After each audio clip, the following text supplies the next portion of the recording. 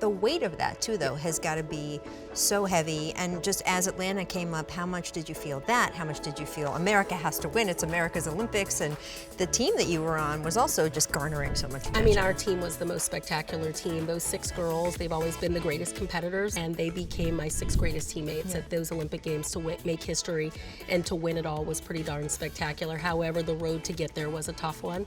I've always been authentic. I've always been true to myself. The thing is, I've never tried to be someone that I'm not. I can only be myself. And so while I did feel the pressure of being a role model, I embraced it because I knew I could make a positive difference in someone else's life. However, I am human. People are going to either embrace who you are or not, and I'm just going to be true to who I am. And you were able to do that, and America got to see that. What stands out the most to you about being on the floor, being at the games? You know, it's interesting. I will travel now for speaking engagements. I've been doing it for 28 years, and many times they show some of my Olympic footage and things of that nature.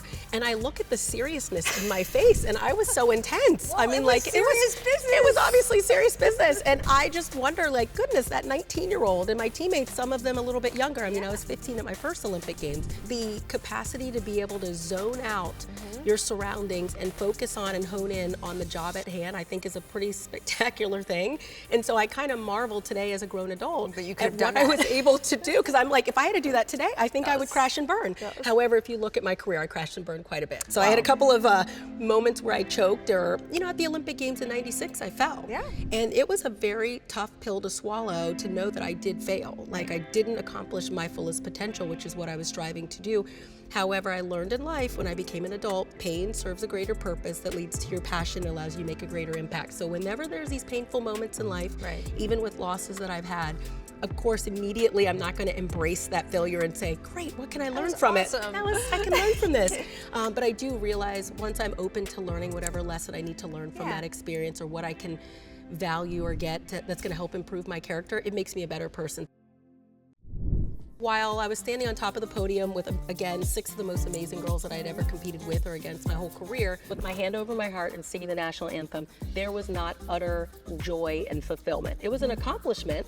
There was a journey it took to get there, 13 years. I ended up foregoing my education at Stanford University to train and become a professional athlete and go to 2 more Olympic Games after that. But I remember standing on top of that podium and being like, wait, this is not the everlasting joy and happiness that the world tells you this will be. And I think an aha moment went on in my head, and I realized it's not just about these accomplishments, it's so much more. It's about giving back, it's about making the world a better place. I know it sounds cliche, but those are the moments that are very fulfilling and everlasting for me, spending this quality time with my 4 amazing kids, even my husband. I mean, marriage is tough as can be, but it'll make you cry, it'll make you laugh, but those are the moments that I truly believe lead to happiness and joy, and it wasn't that gold medal moment. But then that transition, it happens younger for athletes in general and Olympic athletes, particularly in your sport, of being like, all of a sudden you're retired, washed up, whatever, done. I mean, what age were you when you stepped away from gymnastics? I was 23, about to turn 24 years old, and I realized my career is over, my athletic career is over. And at that time, being 23 at the Olympic Games, going to your 3rd Olympic Games was unheard of. It did not happen